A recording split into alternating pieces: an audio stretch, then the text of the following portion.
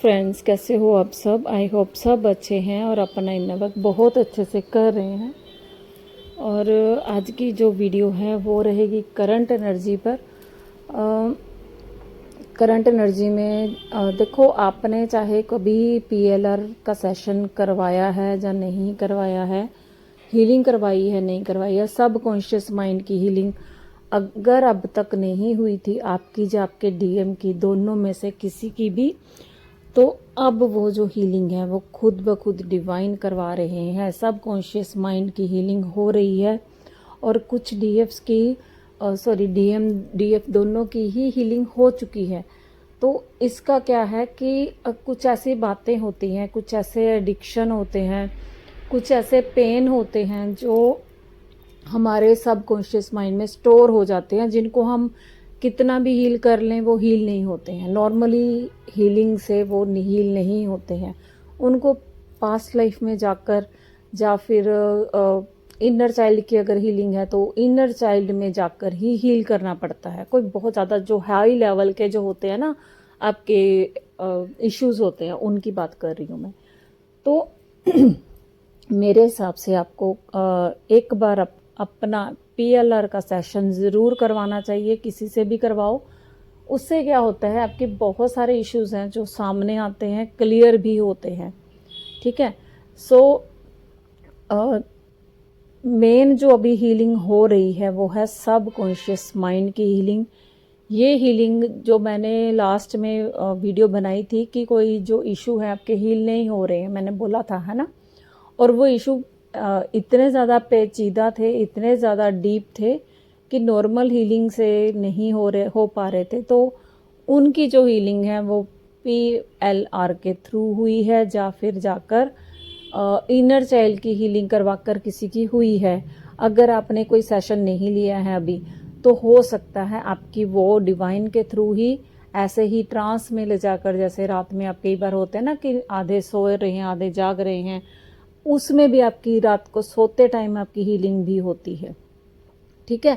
तो जिन्होंने तो करवाई होगी उनकी तो हो ही जाएगी, जिन्होंने नहीं करवाई है हीलिंग ऐसी वाली अपने सब कॉन्शियस माइंड की, तो उनकी जो हीलिंग है वो अपने आप हो रही है, डिवाइन करवा रहे हैं, चाहे वो कैसे भी करके करें, आपकी हीलिंग हो रही है। तो उसमें क्या था, मेन जो हीलिंग हुई है वो है एडिक्शन को लेकर। एडिक्शन किसी भी तरह का हो सकता है, सिगरेट का, शराब का, ड्रिंक का, अल्कोहल का हो सकता है, और लड़कियों का हो सकता है। मान लीजिए आपके डीएम है, चैटिंग करते हैं लड़कियों के साथ, है ना, उनसे उनके साथ टाइम स्पेंड करते हैं, उनके अपने अकेलेपन को ख़त्म करने के लिए, अपने अकेलेपन को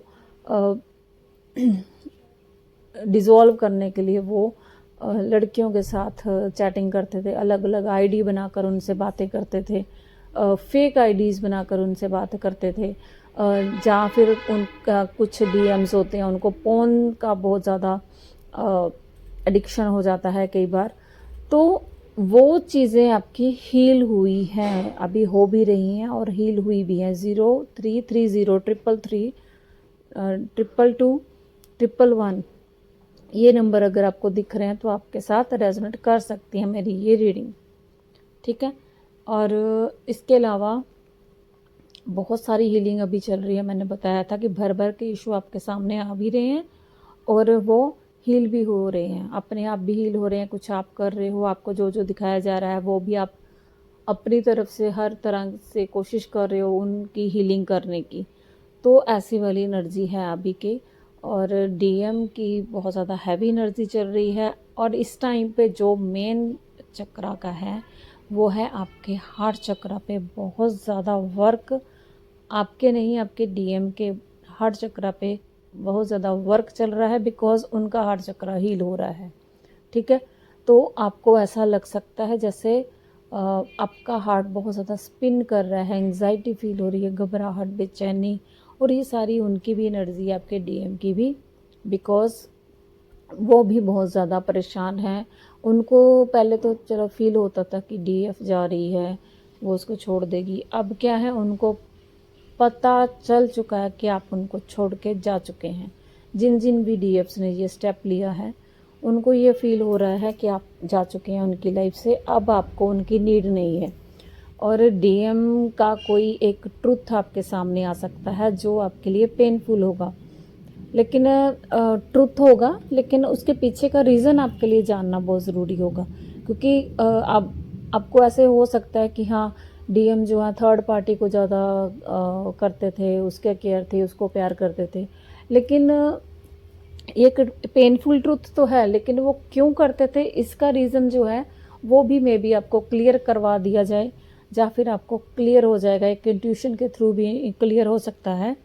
लेकिन पेन में फिर भी आप रहोगे कि हाँ, मैंने इतना डीएम के लिए किया है, वो आज भी अपनी थर्ड पार्टी को ही प्रेफर करता है, या कुछ भी है। तो ऐसी चीज़ें आपके सामने आ सकती हैं, तो थोड़ा सा ध्यान रखिए। इसके अलावा मैं एक रिक्वेस्ट करना चाहती हूँ कि मेरे पास आज के बाद प्लीज़ कोई मत आओ, फ्री में तो बिल्कुल मत आओ, बिकॉज़ मैंने देख लिया है, बहुत सारी हेल्प करके देखी है, फ्री में आज तक कर रही थी, कॉल सेशन भी ले रही थी, लेकिन आपको ये लगता है कि पता नहीं ये फ्री में है, इसको हम जैसे चाहे मैनिपुलेट कर सकते हैं।